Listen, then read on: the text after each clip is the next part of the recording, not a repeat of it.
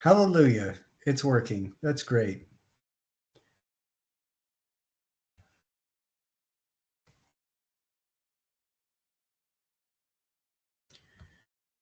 Okie dokie. I am pretty impressed with what people have been doing with their projects. A lot of them are really very cool. And I will be grading them this week and next week and just continue on from there. One thing that's come to my attention is I do not have a rubric for it. The rubric, I do have it, but I haven't attached it to them.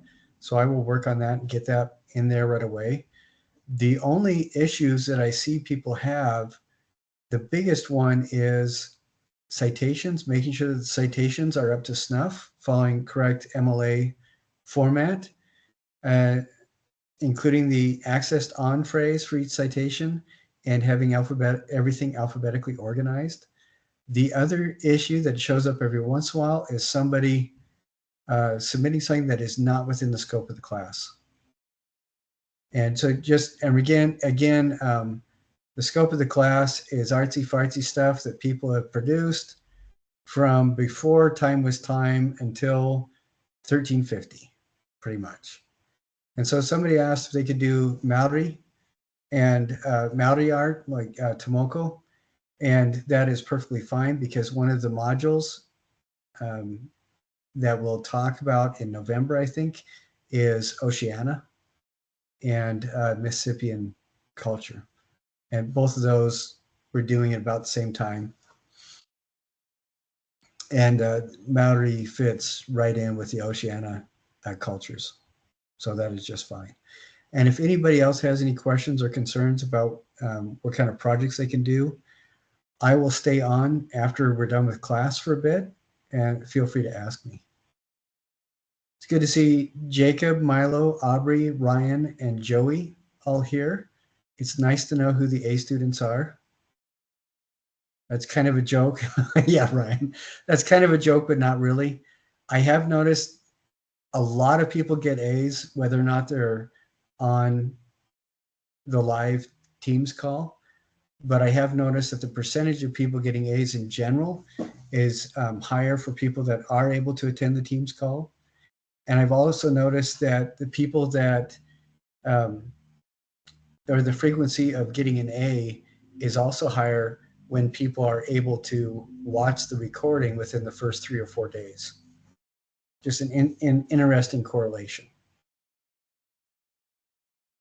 All right. Now today, we talked about the Harappans a while ago. Like a couple of weeks ago, we talked about Indus and Chin. The Harappans were one of the communities contemporary to the Mesopotamians, but in the Indus River Valley or Indus River area in Western India, which topographically or functionally mirrors what was going on with Mesopotamia in the landscape. A lot of easily arable land in areas that could be easily traveled. And it's interesting that whenever there's an area like that, it seems that civilization does have a tendency to flourish. And I think there's a couple reasons for that. And this is completely anecdotal, but I think a big part of it is people realize that it's easier to survive and flourish as a community. I think that's one of the seems to be one of the driving forces for societal evolution overall is just things seem to thrive and flourish when community works together. I just think that that's kind of interesting. I don't know, over the last 15, 20 years, anthropologists as well as evolutionists are finding more and more to support the idea that evolution is driven by cooperation as opposed to just ruthless, kick you when you're down, survival of the fittest, which really fits well. That kind of perspective fits really well into the mid 19th century Victorian empire building perspective. with the assumption that, you know, if you have the bullets and the disease, then you can take over anybody else, because evidently that means that you are more evolutionarily qualified. When in actuality, it just means that you have more bullets and more disease. I wanted to look really briefly at some of the round 2 projects. And, you know, share my screen. If any of you guys on here did one of these that we haven't talked about before, I'd like you just to talk briefly about your project.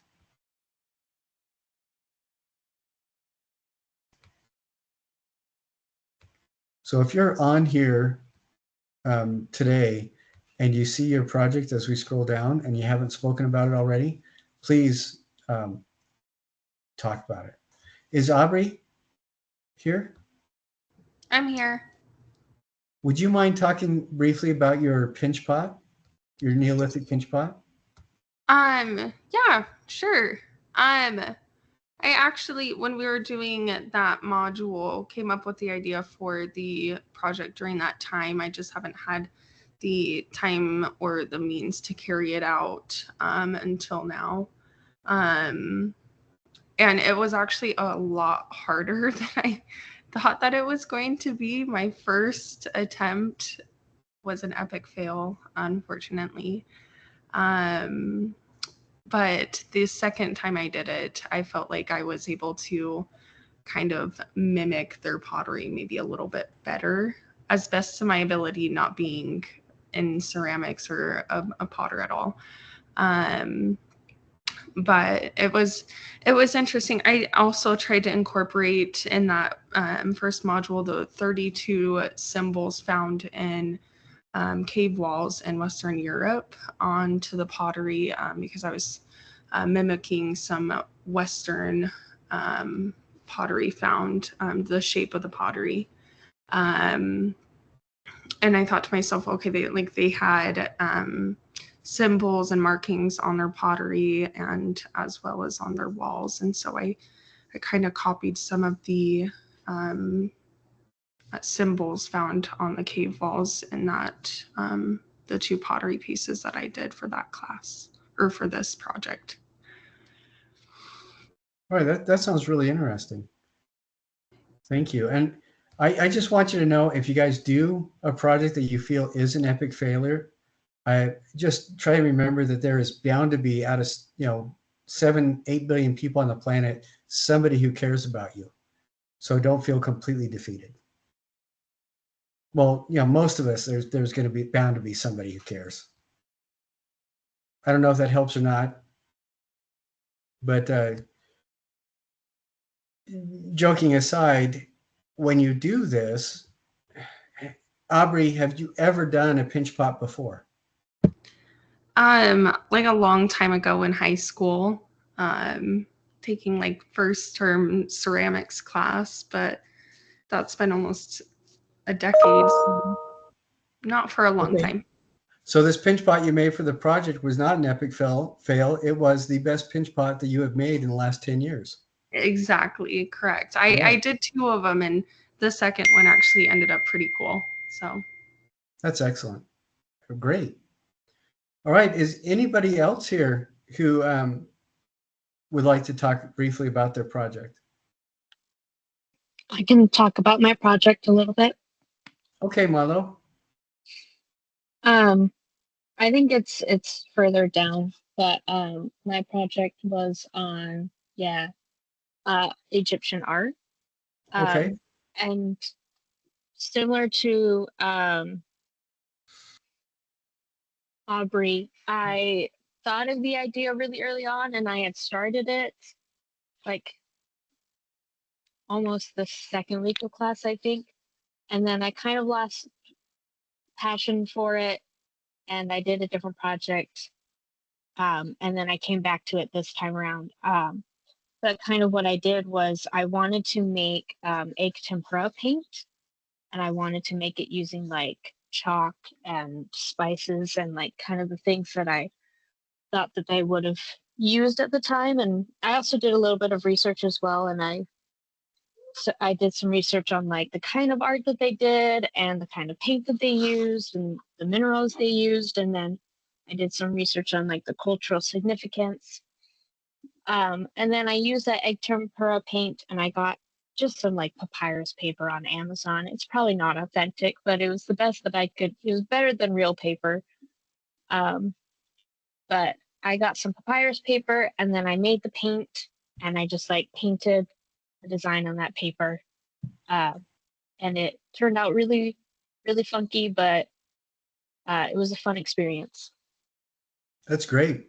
That's excellent. I'm glad you guys are, like I said, I'm glad you guys are doing so many different kinds of projects. It's really fun to see what kinds of stuff you come up with. Like, what I'm also saying is I love the spread. Like Milo and Aubrey, you're talking about trying to replicate something that you see using materials that you are as close in parallel to what those people may have used at that time. And there's a couple others where people have done a lot of research, diving into exploring one aspect of something. And I think that those are a lot of fun too. Some of them, I think, become really fascinating. Like uh, one student last year, their family comes from Central America, and they brought in some really authentic cacao drinks that using an Aztec recipe, and it was really very fascinating. It did not taste like Nesquik, which is not necessarily a bad thing, but it's kind of fun to see that. So I'm really appreciating that the spread and the creativity that people are showing. Now, this next section that we're going to be talking about is uh, classical India and Southeast Asia. And the time frame for this is, it kind of spreads out a bit, but we're generally talking about a couple thousand years ago up to European colonization. Generally about what we're talking about. And I know it can be a little bit frustrating for some people. We're jumping around quite a bit around the world. I'm just trying to follow some sort of calendar timeline, but trying to show also of all the different voices around the world, and that's difficult. There are some areas in the world that we will not simply know the calendar probably for generations from now, simply because colonialism destroyed so much. For example, 10 years ago, I would not have been able to do much of a module on the Mississippian culture at all, because there was really no consistent cataloging of artifacts or architecture from that part of the American Midwest, because European pioneers and farmers had destroyed so much. And not because anybody was malicious. They didn't know what was going on. These are sites that nobody had been living around for centuries. But then you also get, like in Nigeria and Western Africa, a lot of that stuff, we have no idea what the calendar is. Again, because it is not in the interest of a colonizing power to treat the people that they're colonizing with the respect due and equal. So it behooves the colonizing forces to contribute to a false sense of identity that promotes the concept that the colonized people generate their identity as a product of the relationship they have with the colonizing powers. And you simply don't have that if the two communities treat each other as equals. And so, dates are way screwed up. An example of that is Ife bronzes, when they were originally discovered in 1938, I want to say 1932, 1938, right around there. People thought there were 200 years old. By 1950, the British Museum realized they were much older than that and still worked at maintaining the fiction that they weren't. By the 1980s, as a lot of these colonized communities became autonomous, it was realized that the FA bronzes were at least 700-800 years old. And now with today's technology, the British Museum has recognized that they're about 2,000 years old. They are more than 2 to 3 times the age of any of the bronze done for the Renaissance. And you can see immediately how problematic that would be when you're dealing with a colonizing culture that has really built itself on the economic realities of slavery. That's and you cannot do that with a community that you consider as an equal. So it's just that's my rant. Joey has heard me go over this like every single class I've ever taught, but still it is a rant, and I think there is some validity to it.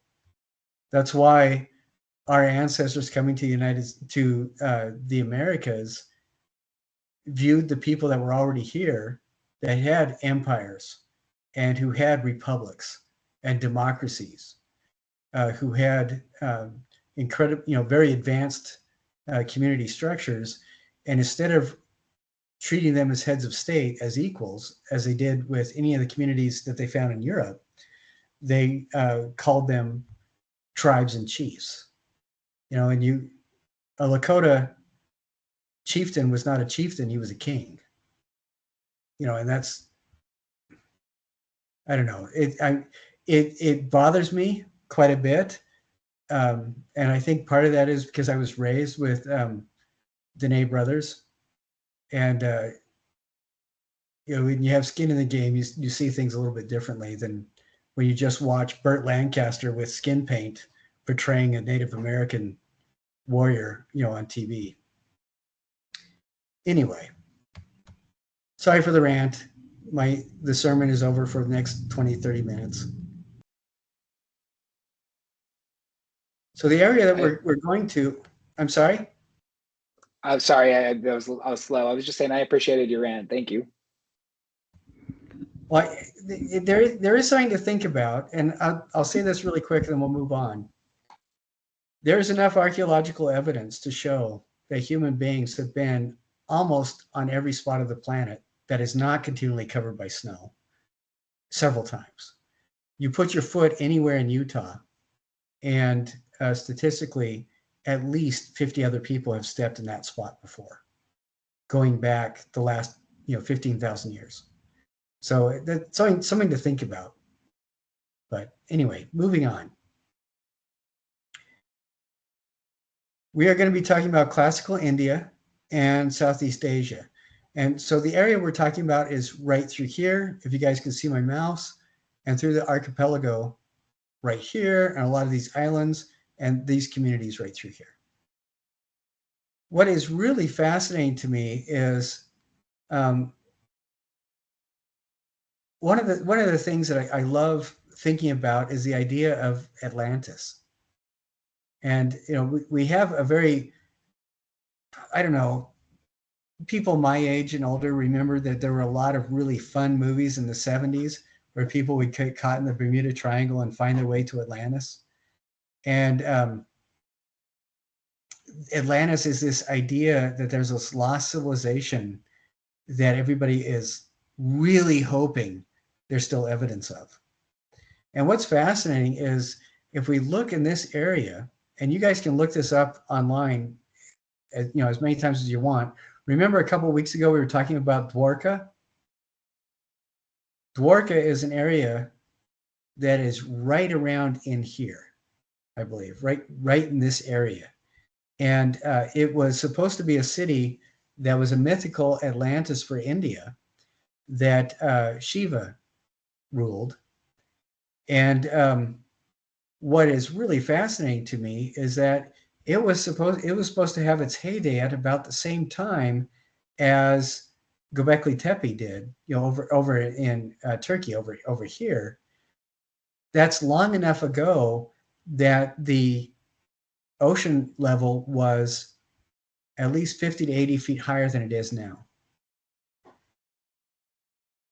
I mean lower, sorry, lower than it is now, and even lower than that. This is why 80%, remember you talking a couple of weeks ago, 80% of Neanderthal sites in Europe are actually underwater, because the ice age, as the ice age ended, all this water melted and a lot less land, or a lot more land was covered. There's a site off the southeast corner of, or southwest end of Japan as well, that looks like a Neolithic site that's underwater. But what's interesting about all that is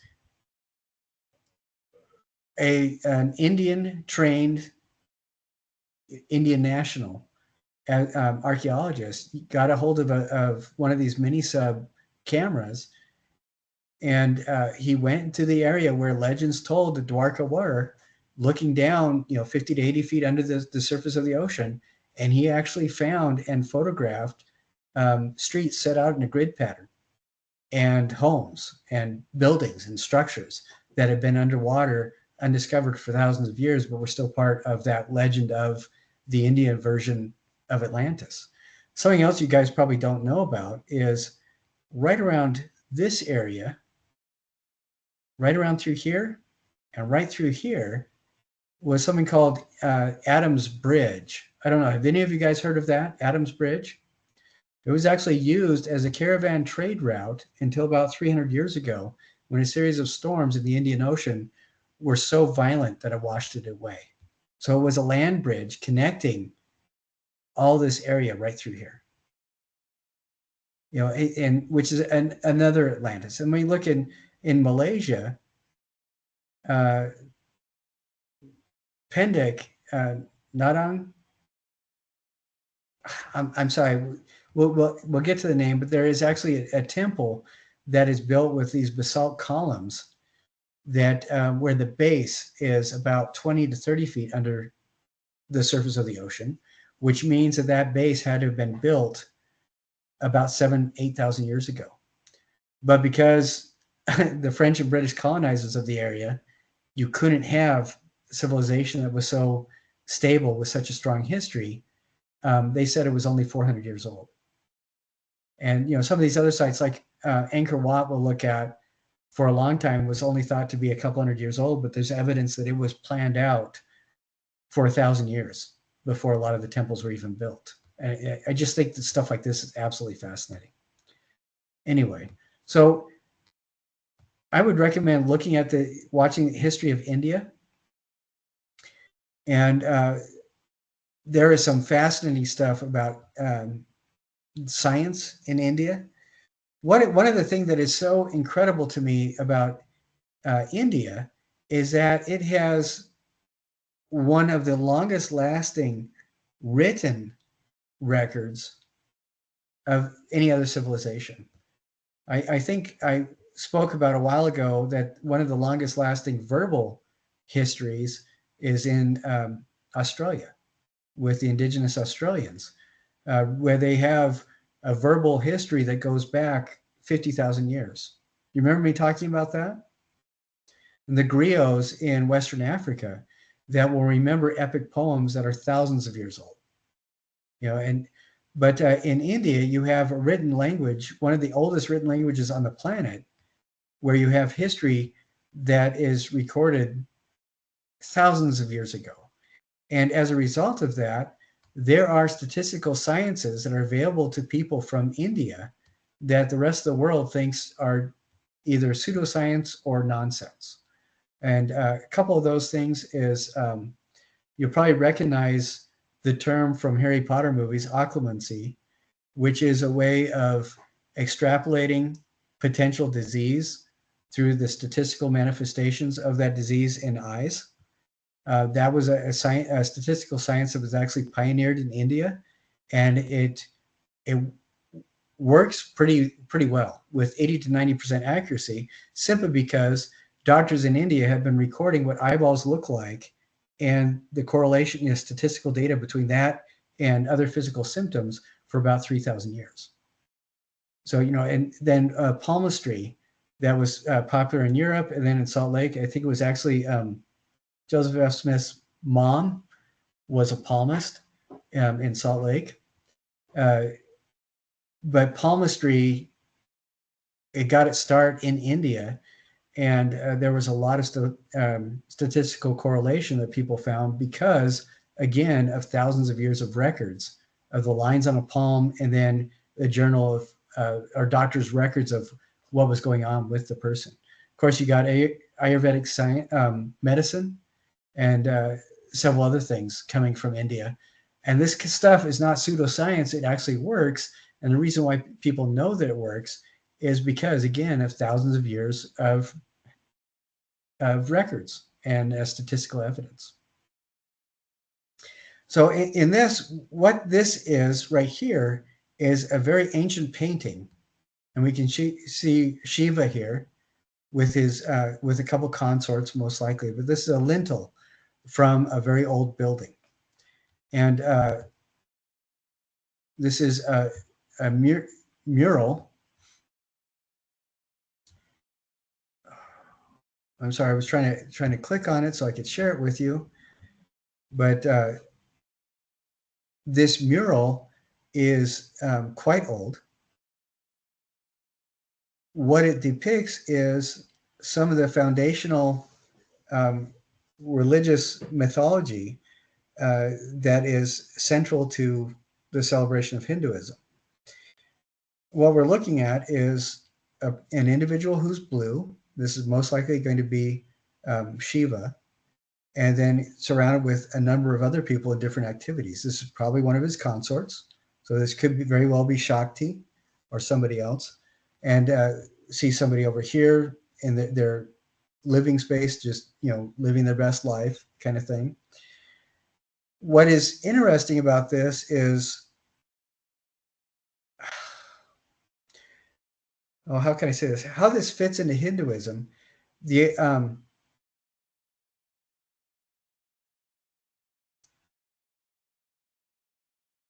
I'm sorry, I was sharing something, and then I lost it. Hold on. How this fits into Hinduism is really kind of interesting, and I want to talk a little bit about Islam, Buddhism, and Sikhism, and I'm only going to spend a couple minutes on each. Then we're going to go pretty quick through the rest of it. When I use the word mythology, this becomes very important for a lot of these older cultures because religion plays such a big role in how people artistically express themselves, because religion forms a fundamental platform of ideals through which decisions of, what topics are most important, what topics are popular, all those kinds of decisions are made. And I don't really want mythology. A lot of times people will think that mythology is the same as fiction or folklore, but it's not. Mythology is not at all the same. And mythology is the underpinnings of most religious idea platforms. Mythology means measurement with a word, or it basically using words to govern our relationship with the society or world or universe around us.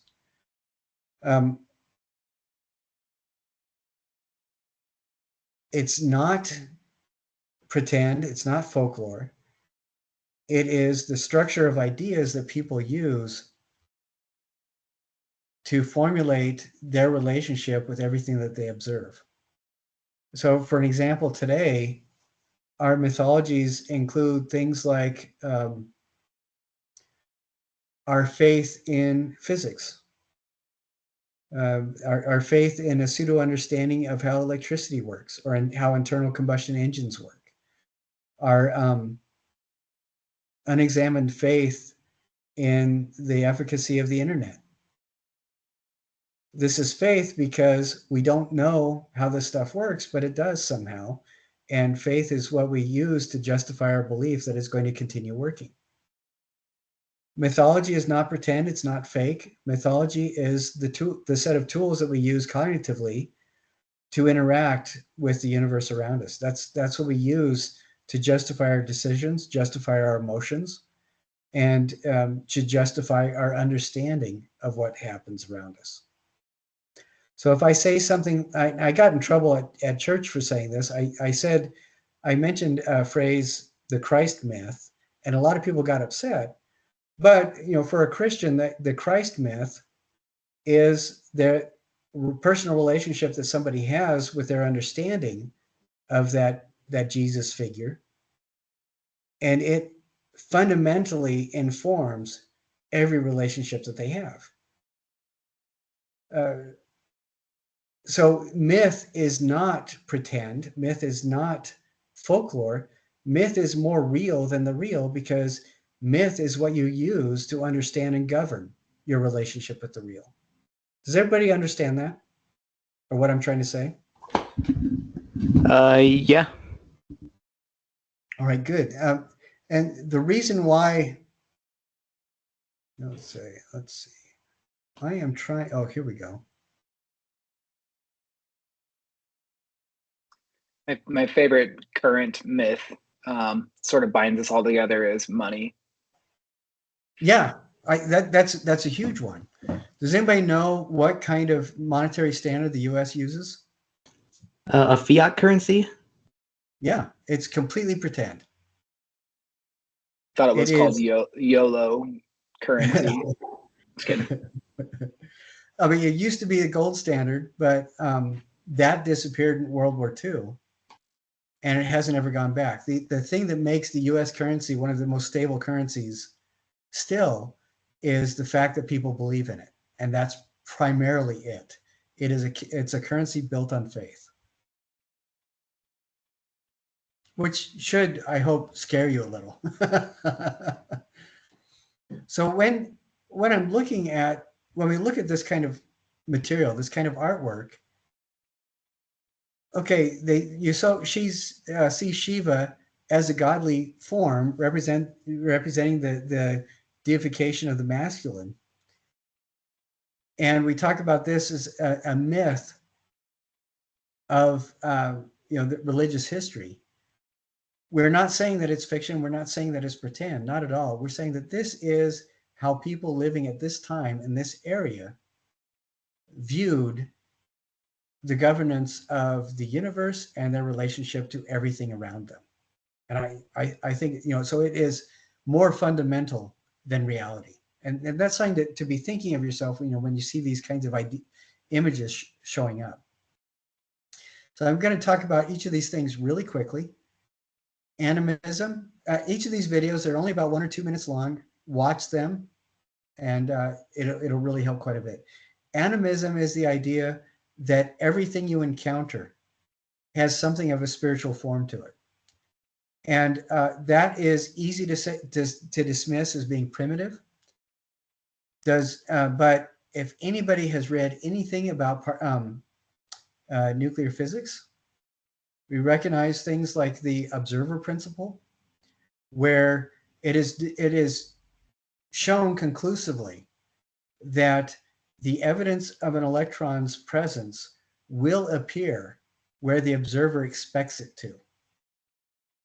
So there is something going on energetically where the very matter seems to be engaging in something analogous to consciousness.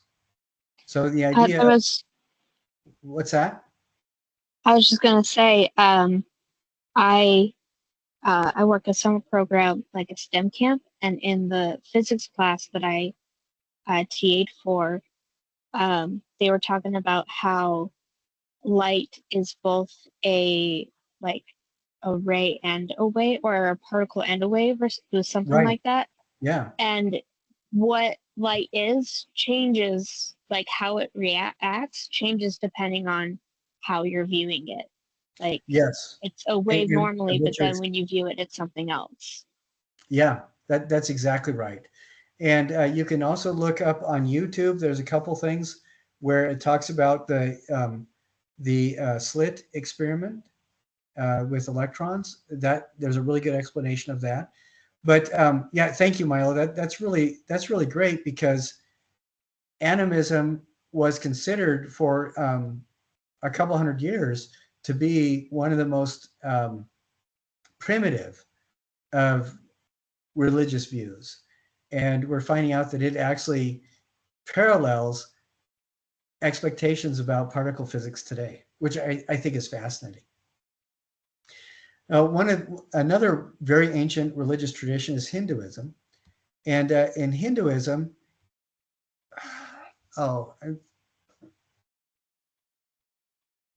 Hinduism embraces the idea that deity can, or our relationship with deity can be expressed in a multitude of facets.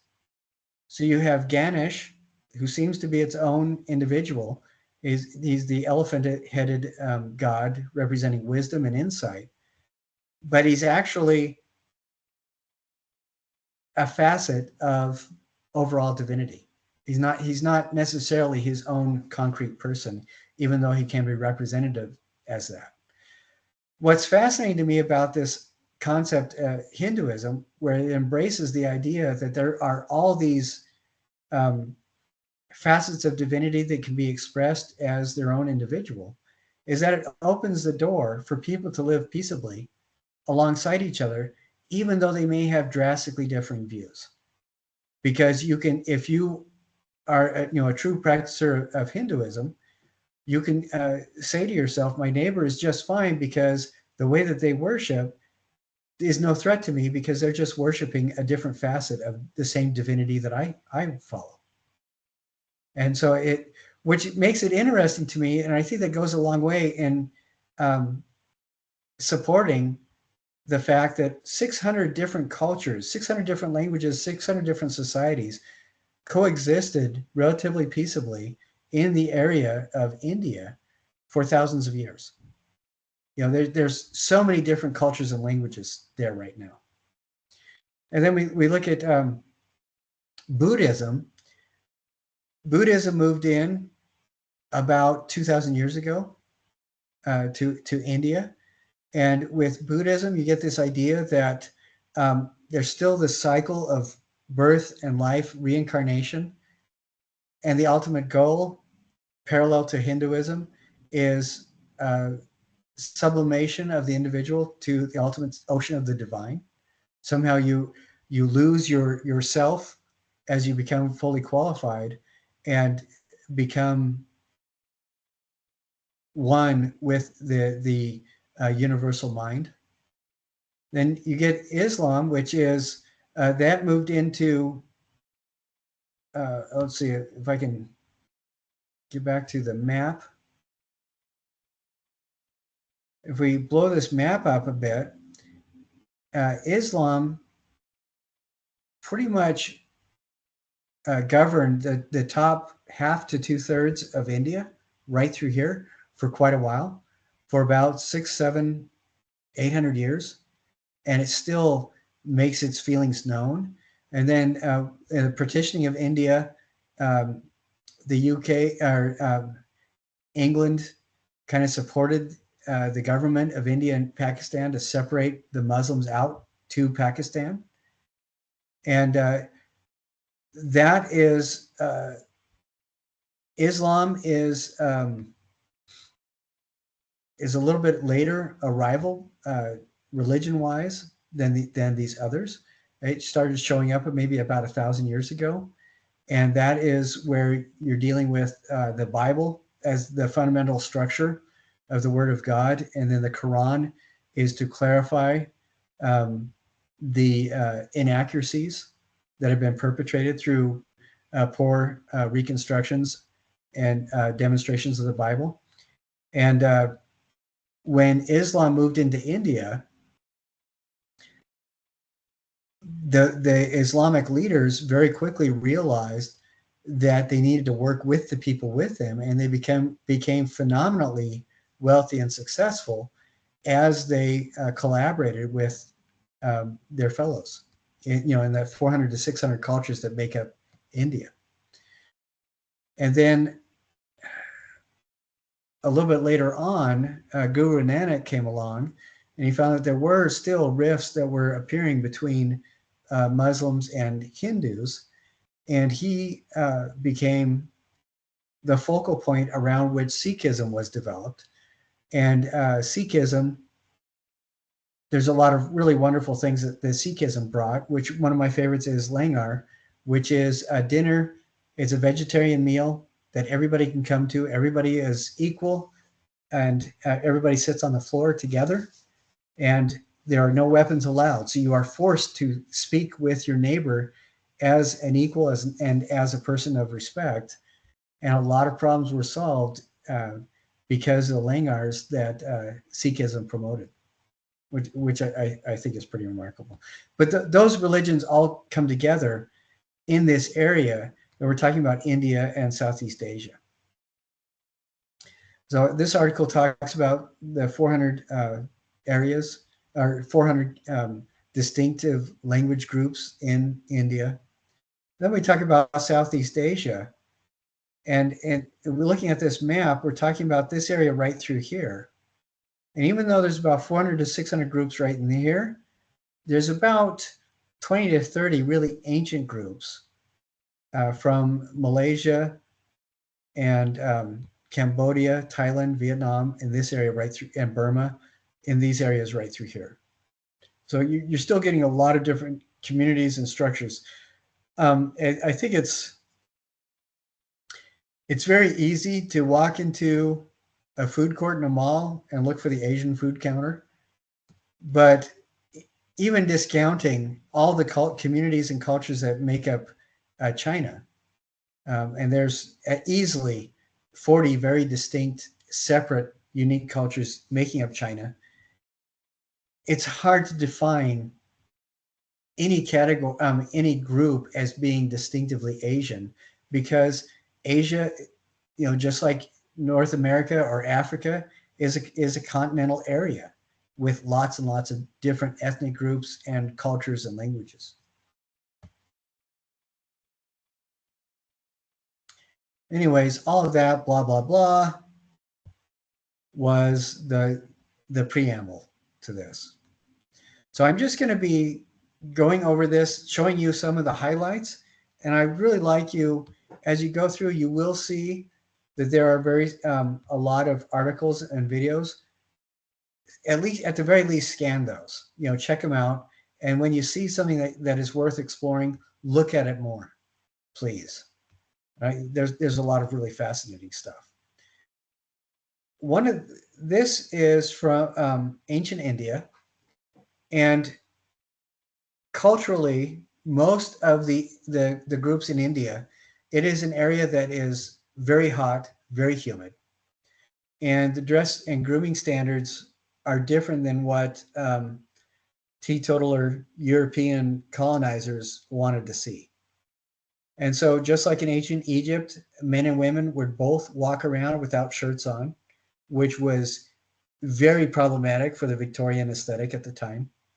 And so they introduced shirts and made it a cultural standard for women to wear shirts. And as we look at a lot of this ancient Indian art, remember at the very beginning of the class, I talked about we are not going to be talking about pornography. What is really fascinating to me is that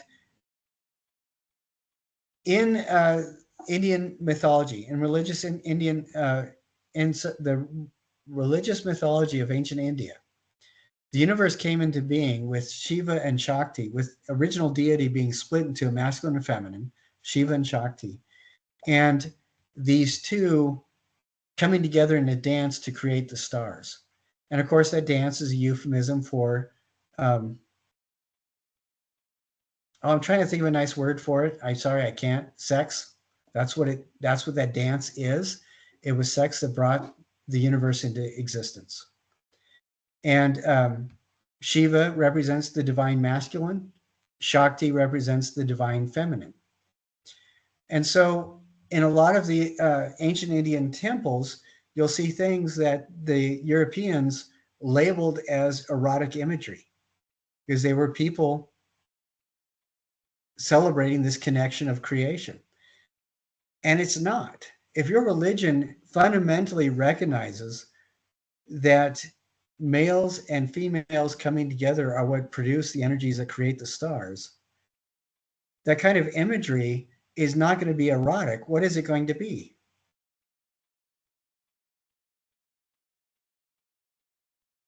Divine. Yeah, it's divine. It's sacramental. And but when we look at this, please choose not to be offended. And we're not going to be seeing a lot of this material during the class. We just don't have time. But what I do want you to do is be aware of that as you look at the different videos and stuff, because we do talk about different videos, different painting styles, different things like that. But this is something that you will see in a lot of the Indian architecture, the Hindu architecture. This is a lingam and yoni votary sculpture. Lingam is this phallic egg. Phallic is another word for, I'll say, masculine reproductive energies. But and then the linga, the yoni, is the divine feminine receptacle. And so in here, the yoni, or the womb, is represented as this platform and this bowl-shaped depression, as well as this spout. And the linga, Hey, or Andrew, lingam, yeah, we're not seeing anything. Are you sharing an image with us? yes, but it's not showing up. Okay, hold on a Okay. second. So I embarrassed myself for nothing. Thank you very much. Okay, can you see this? Yeah, there it is. We can see it. Okay, all right. You will see this form in a lot of the historical ancient Hindu temples. You have this platform with depressions in it, which represent a bowl or the womb for the divine feminine, and then the egg-shaped structure, or the lingam, which represents the divine masculine phallus. And these will sit together a lot of the times. And so when we look at the architecture, what you will see is these platforms with domes on top. They look like cupolas, and they may very well form that function, or serve that function, but it actually represents the coming together of the divine masculine and feminine.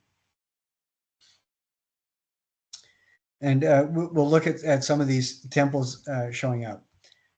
And there's some really fascinating stuff about some of these. Some of these are carved out of the interior of mountains over a period that was astonishingly fast, even with today's technology. And so there are some of these videos that I want you to look at. There are some references with ancient alien kind of nonsense. I'm sorry, I shouldn't dismiss it so completely and thoroughly.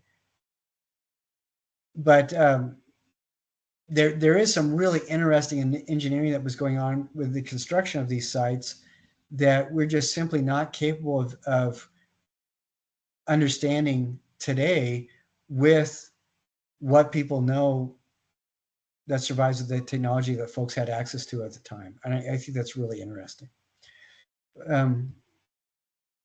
I do want to share some imagery here with a video. And this is the kind of thing that I'm talking about. This is a Hindu temple. And one of the things that you'll see is you have this horizontal platform, which represents the yoni, and you have these vertical structures, and a lot of times they're stacked like this, and that vertical structure represents the linga or lingam. And you'll see it right here with this horizontal platform and then the vertical structure. Horizontal platform, vertical structure.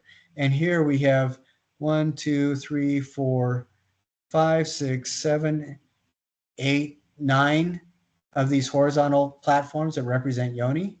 And in each case, you get the next platform is set on top of it with a central column referencing the lingam.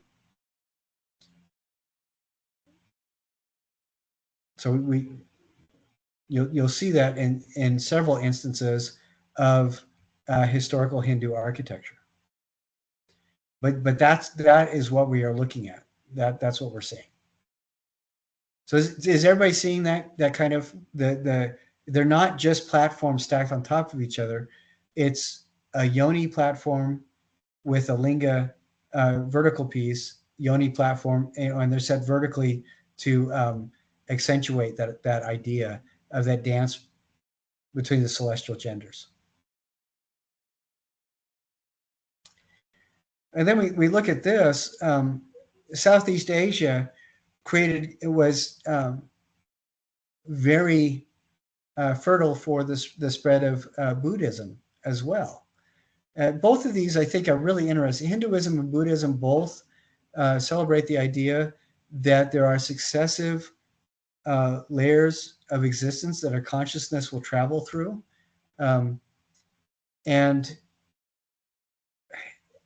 they had a lot of excuses to really get along with each other quite a bit. One thing that you will notice with the Hindus or with the Buddhist structures is that the stupa, they're more based on a bell-like structure. And you see that quite a bit in China and other parts of Southeast Asia, where bronze was used to create these bells as part of a celebration of Buddhism. And what is interesting about these, the stupas, sometimes they're solid, sometimes they'll actually be architectural structures you can go into. And sometimes they are there to house an idea, metaphorically, and sometimes they are there to shelter an actual artifact. One of my favorite stupas is in Southeast India, and it is empty, and it only has a pillar in it that houses the sandals that one of the incarnations of Buddha wore into nothing. And so, of course, the pillar that holds the sandals on top is empty. And I love that because it really kind of encapsulates the idea of this Buddhist disenchantment and disattachment with the physical world. The idea that a monumental structure was designed and built to house sandals that were worn into nothing. I think that's very cool. So look at each of these, and this one, let's see. This video talks about the structure of the stupa and what it means, what it represents. Definitely watch this. And what is interesting to me is you'll start seeing a conflation of these different forms. Like with this, we have the Buddhist stupa bell, and then you also start seeing influence of these horizontal platforms and vertical structures, which represent in Hindu architecture what? What is the horizontal platform and vertical structure, what represent?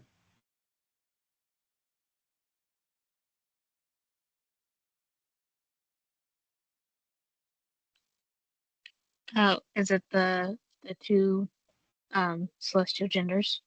Yes, exactly. And we'll see that going through as we move through Southeast Asia and see how these different cultures interact.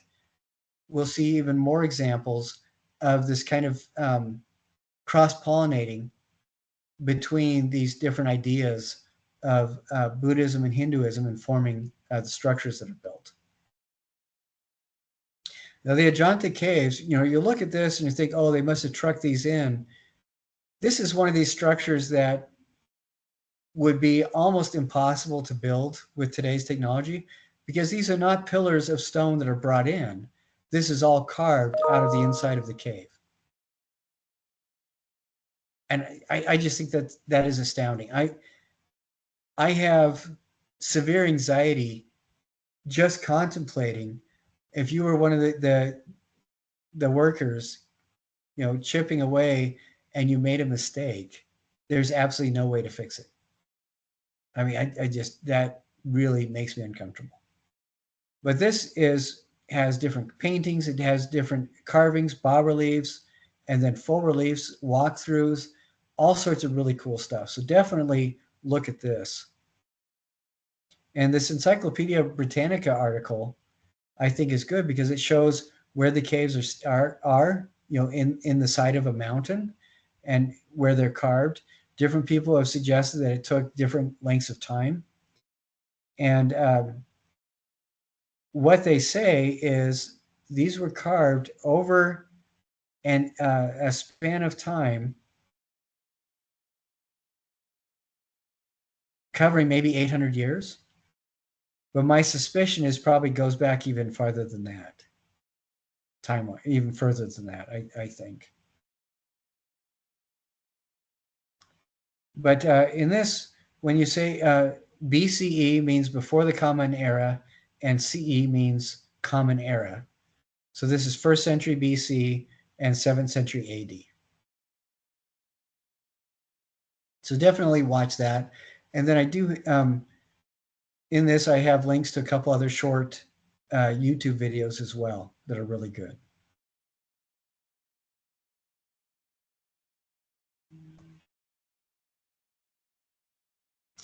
Another really incredible site is the Kandarira Mahadeva Temple. This is amazing and beautiful as well. This is, can you see let's see, let's look at the timeline of this, when this was most likely built. It is a Hindu temple, and it was most likely built between 1700 and 1200 years ago. What are some of the features that you can see on this right away that solidify the idea, the context that this is a Hindu temple?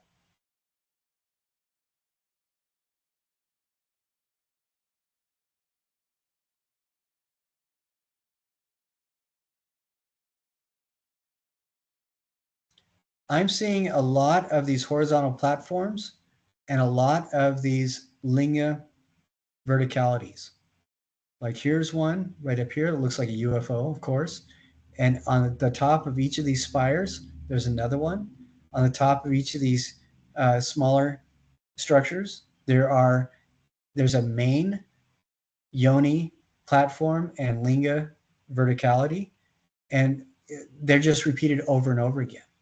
A lot of times the verticalities will be in these larger structures that have smaller towers as well. And then there'll also be these almost acorn type shapes right there. Are you guys seeing this? I see on this one, let's see, there's a big one, medium-sized ones. I see easily about 40 of those yoni and linga structures. I think that's really pretty fascinating to me. One of the YouTube videos I linked to, it's all in Hindu or in Hindi, but go ahead and watch it with the sound turned off if Hindi bothers you. When I can't understand a language, it always kind of frustrates me. So I listen to this with the sound off, but then I also listen to it with the sound on. And I just thought it was fun to hear people speak. And there's a lot of really great images in this one, but it gives some history about the structure of this temple.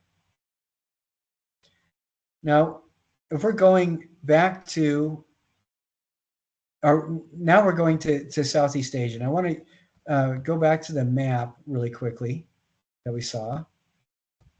If I can link to it really fast here.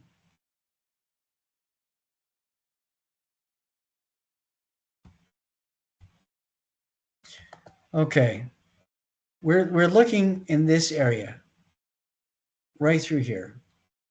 Burma all the way to Vietnam, a little bit into Malaysia, and we'll touch on some of these other areas through here. In this whole area through here, for thousands of years, the predominant way that people have connected with the universe has been through ideas of animism and shamanism. A shaman is somebody who is functions as a reality engineer. It's a person that helps you navigate the 3 layers of the universe, which are the underworld, or our biological drives we don't quite are not quite able to articulate. Sometimes it's also the world of death.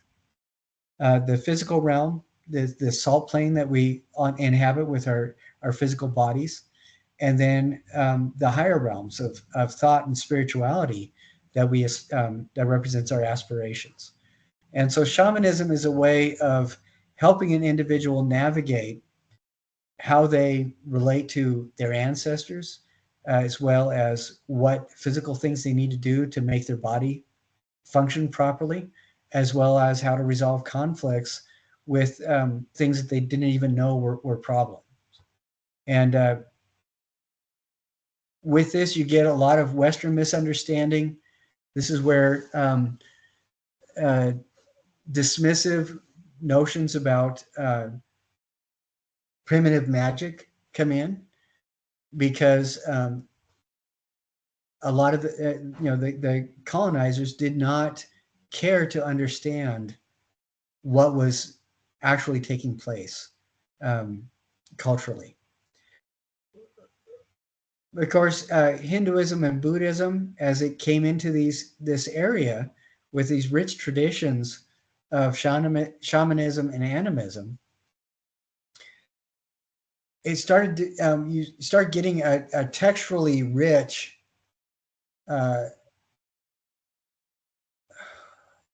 understanding of the universe that just creates these absolutely beautiful forms. Well, they're beautiful to me, but you get stories about the Buddha coming in and being so moral and so ethical that the demons that had been around for thousands of years respected him and started following him. You get the same kind of thing when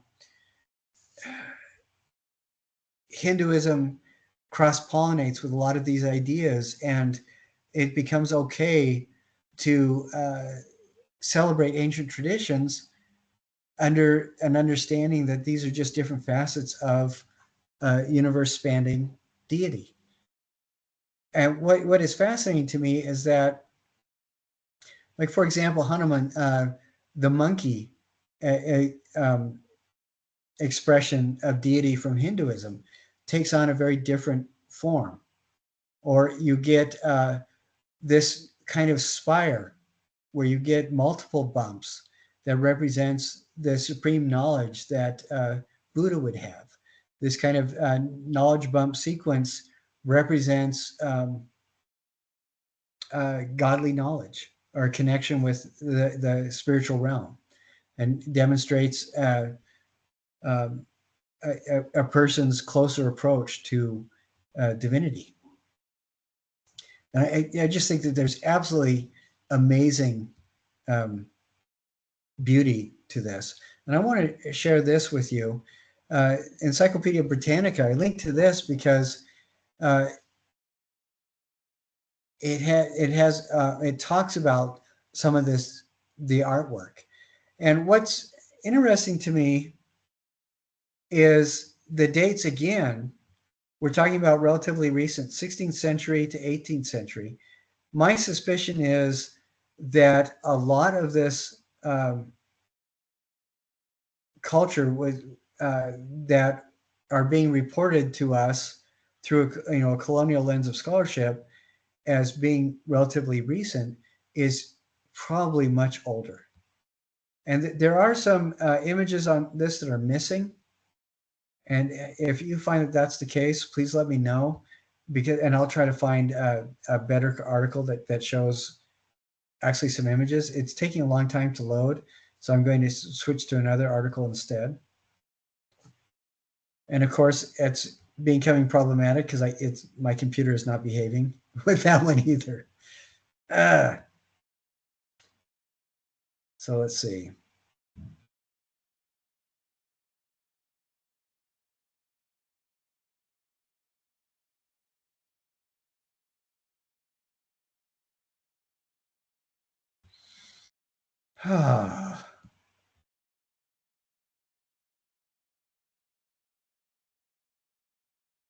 I am really sorry. It looks like things are not loading very quickly.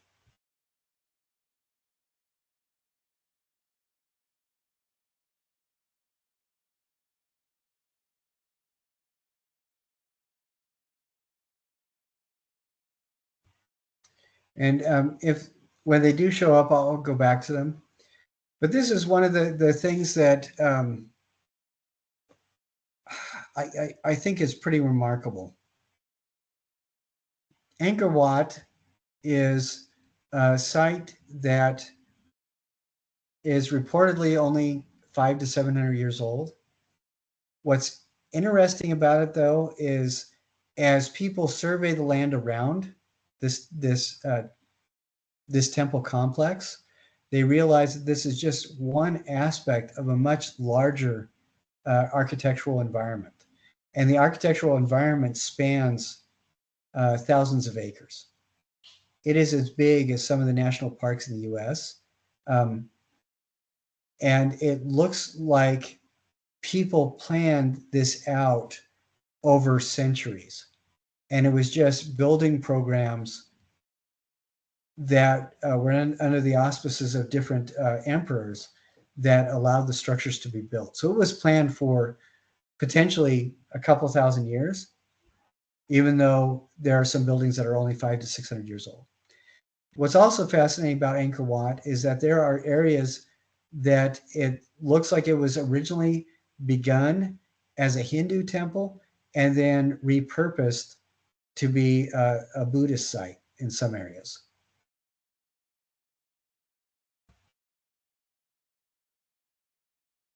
Let's see. Okay, I'm going to show you. This is from the Southeast Asian collection of the Smithsonian. The article finally shows up. And here, one of the things that you'll see in ancient Indian art is that dance between the celestial genders becomes very obvious. Almost graphic. Well, it does become graphic, and a big part of that is because that represents sacramental activities. And in Southeast Asia, this is a little bit more palatable to European audiences because most people are wearing at least a little skirt or a pair of shorts in a lot of the activities that they do, but you still get some of this embracing that hints at the sacramental activities that are displayed a lot more or realized a lot more fully in art from India.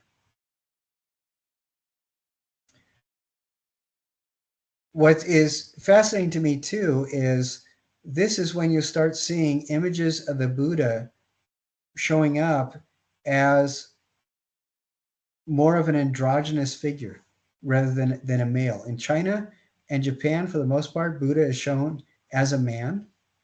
And in Southeast Asia, the Buddha in different avatars is depicted with aspects of both masculine and feminine physiology, which I think is really interesting. So you'll also have images of this, which have a principal figure that is generally more masculine, and then almost secondary figures that are a little bit smaller that could very well represent different aspects. A lot of the times these may be feminine or androgynous. They may represent servitors to Buddha. My suspicion is that perhaps these are to represent ideas or drives that a human being might have, attachments to the physical world that need to be subsumed or controlled before we can attain a Buddha consciousness. But that's just my conjecture. And then this is kind of a fun one to see because it shows some of the different artwork examples of ancient spirals. That is really big with the animist cultures, shamanist cultures before Hinduism and Buddhism show up in Southeast Asia. A lot of people created these spirals. Now, does this kind of remind you of any other artwork that we've seen from this relative area of the world? I don't know, and I don't know if there's anybody who's done any research, but this kind of reminds me of some of the stuff we saw from Harappa. You know, some of the graphic um, uh, design work that we saw there.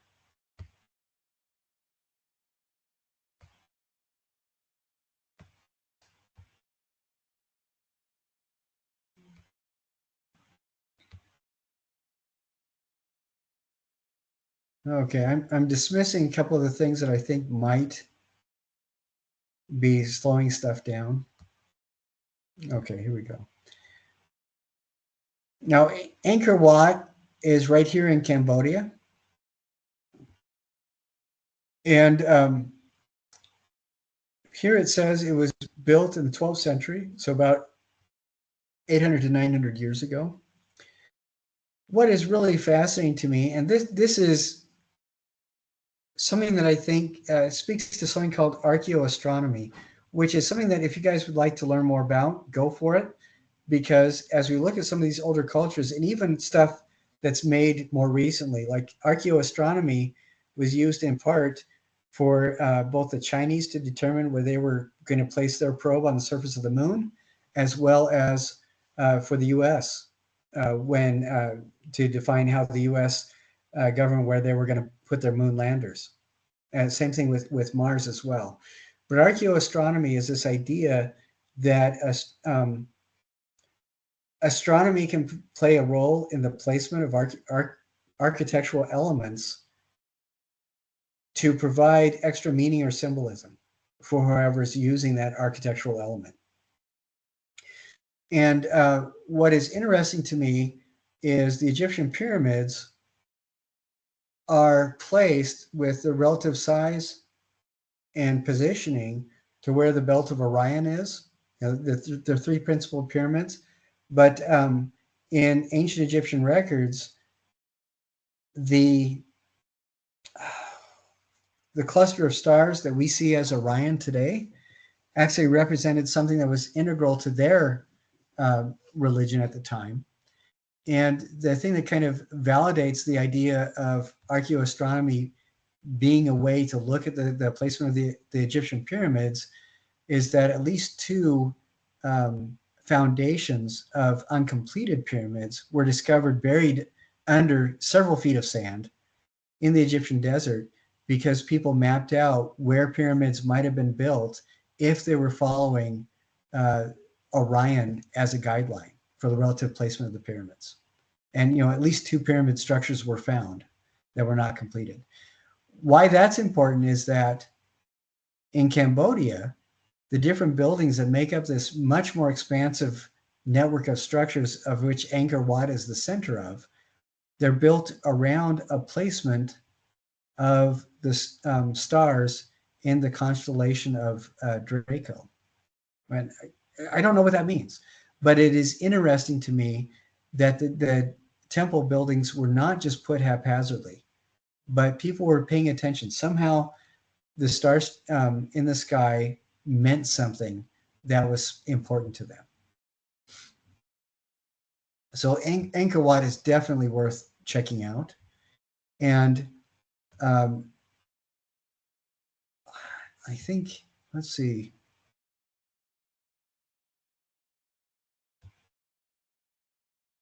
This is just a short 3-minute video that I think is worth looking at, because here are some Southeast Asian anthropology experts and archaeologists put together a computer animation of what the Angkor Wat structures may have looked like when they were being built.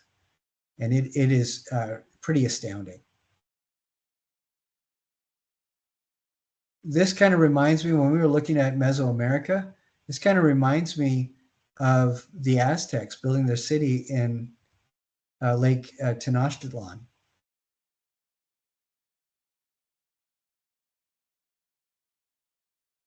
So definitely take the time to watch this short video as well. And I think it's just amazing. The reason why I love stuff like that is we don't often get to see what things may have looked like, because a lot of it is going to be extrapolation and imagination. But it is fascinating to me that there was something there that goes way beyond just the little bits and bobs that survive that we stick in museums.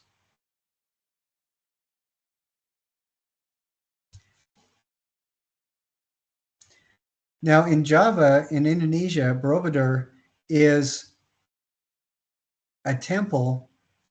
Let's see, I want to blow this up. I hope I didn't spoil it.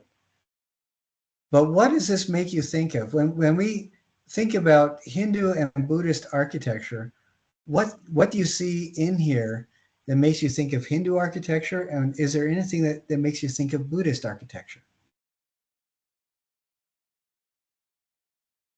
Notice the bell on top reminds me of Buddhist architecture. Yes, very much so. Is there anything that makes you think of Hindu architecture?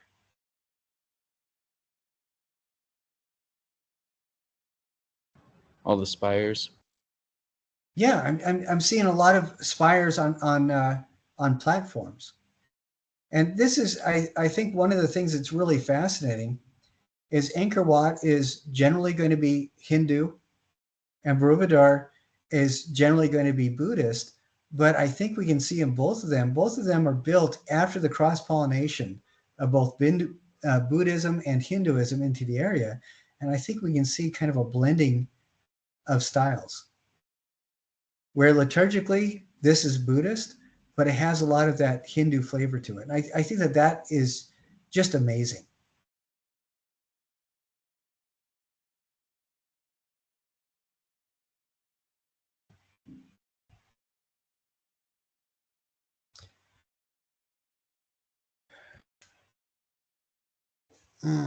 I'm trying to get to a short video that I thought would be interesting to share.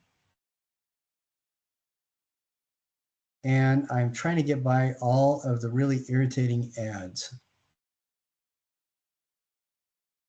Okay, here we go. So this is a diagram of the overall Borobudur temple complex. And I see in this, the layering of platforms and vertical structures and the central bell. That's what I'm seeing that kind of, I think, talks to that cross-pollination. And then we see here,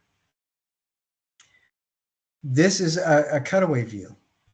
We see that central bell, and then these are all those kind of bell structures as well. I still see a lot of influence, a lot of Linga influence in them.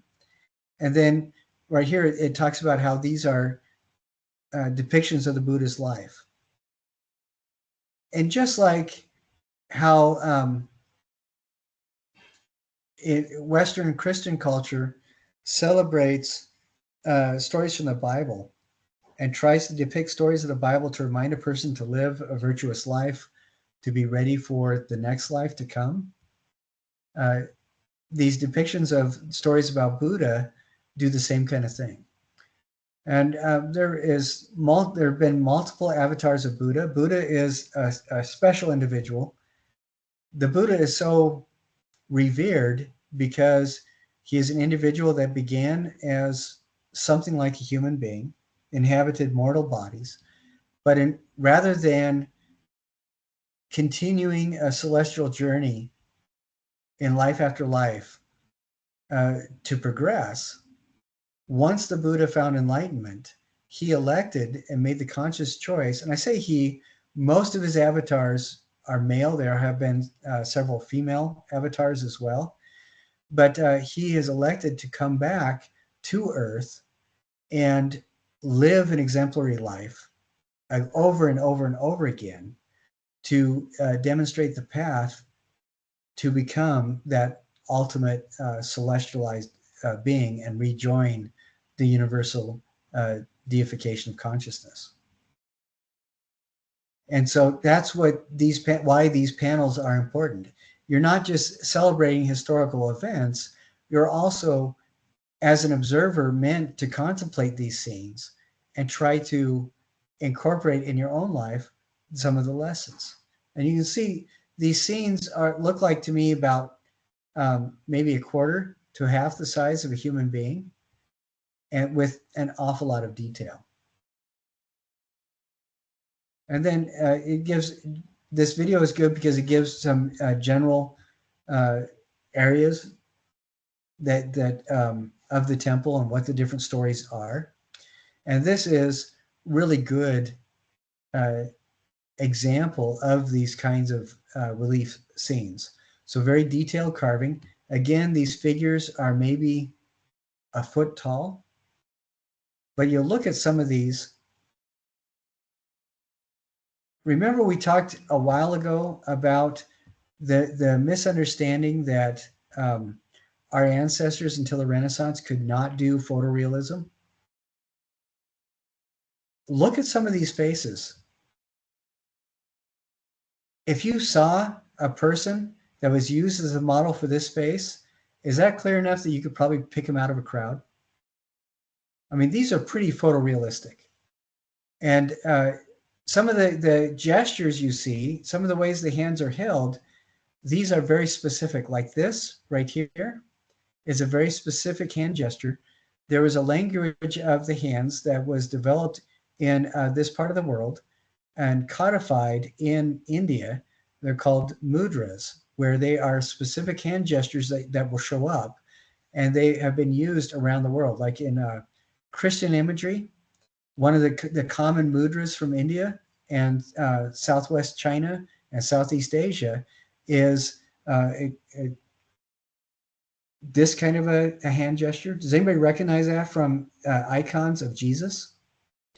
This is a mudra that represents blessing, inviting a blessing, pronouncing a blessing, or asking for a blessing. And it looks like to me that the Buddha is using some sort of a hand gesture like that. And these figures around the Buddha could also be other avatars of the Buddha. They could be depictions of different individuals on their path, through different lives to approach that reintegration with the universal divine. They can also be individuals that are taking part in the scenarios that are being shown. They could also be incarnations of different aspects of human behavior. Like this person could be representing a musician in a particular story. They could also be representing just the process of making music, or they could be representing a particular avatar of the Buddha who came to earth and showed how to live a moral life as somebody who was a musician, and that was their calling. There's lots of really fascinating things that these things could be. And here we have, this could be an incarnation of the Buddha who is female. This also, this is a queen. This particular panel is of a queen who dreamed of the Buddha, and she became a mother of the Buddha. But it also could be cross-pollination with the idea of Shakti, manifestation of the divine feminine. And I think it's probably more correct to look at these panels and not limit them in their potential meaning, which can be frustrating for a colonial perspective or a Western perspective, because we want these to be static scenes that represent specific people, like Siddhartha, who was an avatar of the Buddha that really brought the Buddhist ideals into the recorded realm of history.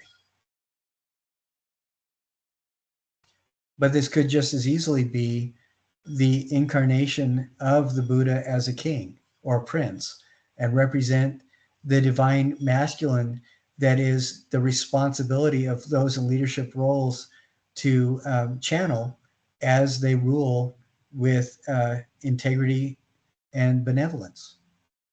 You know, and I think that all those kinds of ideas are appropriate. And then here we get this throne. You see this kind of bell shape around the throne.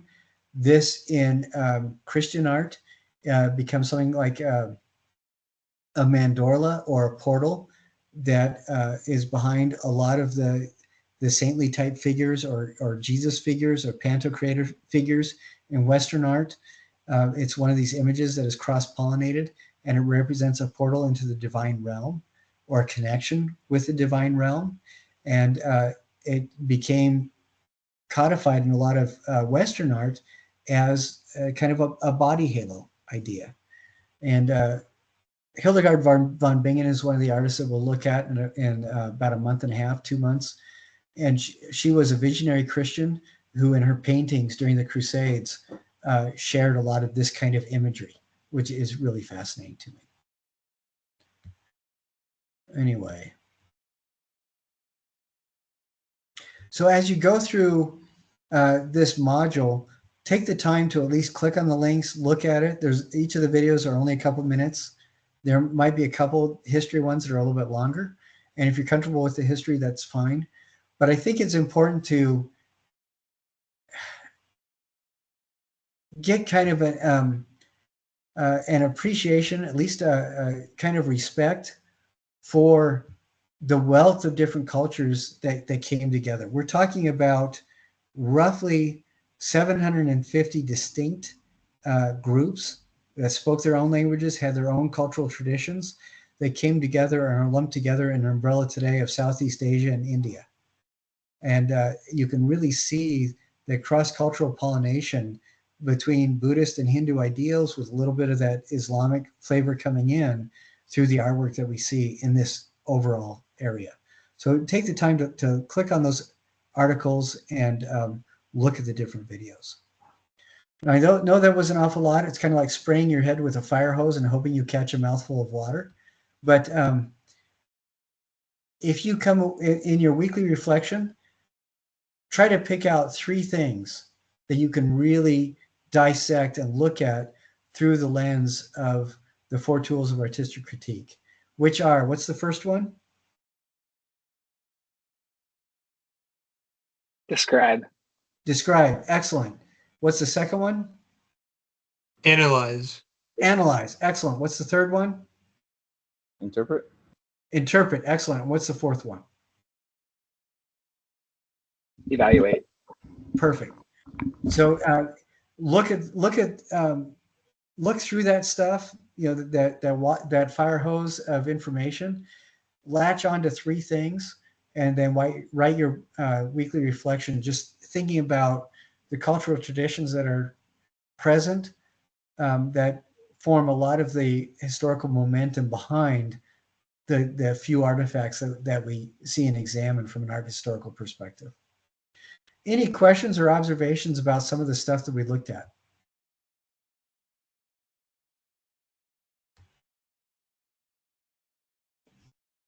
Could you guys see in the Borobudur and Angkor Wat temples some of that cross-pollination between Buddhist and Hindu ideas? Even though one, like Angkor Wat, is predominantly Hindu and Borobudur is predominantly Hindu, there's still a lot of flavoring between the two. And I think stuff like that is just absolutely fascinating. And there's even examples of temples that were Hindu, but were repurposed to be Buddhist. And in some cases, the other way as well. And you can get the feeling for that in reconstruction projects and things that our ancestors did in that part of the world. Any last questions or observations before we wind it up? Yes. Do you read? Have you ever read Joseph Campbell by any chance? Yeah, Joseph Campbell was brilliant. His hero of 1,000 faces idea is it's something that I think speaks to a lot of the kinds of things that we see. It seems that many cultures, if not all cultures, share this idea that divinity holds within it the divine masculine and divine feminine. And it's really fascinating to me that a lot of these faith type traditions over the millennia carry this idea that divinity is represented with different facets of consciousness, as opposed to perhaps separate individuals. And that the idea that separate individual gods are present in both pagan and other traditions is more, I think, reflective of misunderstanding of Christian-based colonizers than what is actually going on. But yeah, Joseph Campbell's stuff I think is absolutely amazing. Carl Jung spoke a lot about that kind of idea too. That somehow there's these primal needs that human beings have, and regardless of where we find ourselves on the planet and what language we speak, we often find a way to connect with those primal needs, like the primal need to love and be loved, the primal need to belong to a community, the primal need to show love by caring for somebody, these kinds of things, and to show love by protecting somebody. These seem to be pretty universal to the overall human condition. Yeah. Any other observations or questions? Thank you, Mark. I mostly just had questions about like the discovery and research projects, but that can be like a little bit later after the wrap up. Okay. Yeah, what I'm going to do is stop recording, and then everybody can leave, and you can ask me individual questions after that. All right. Thank you so much for sharing so much time with me today. I am kind of sorry for going over, but not quite. I mean, these things usually take about an hour and 30 minutes, so I think we're on time, I guess. Okay, good, excellent. All right, then I will look forward to seeing what you guys come up with your weekly reflections, and look forward to visiting with you next week. Thank you. Thank you. All right. Take care, you guys.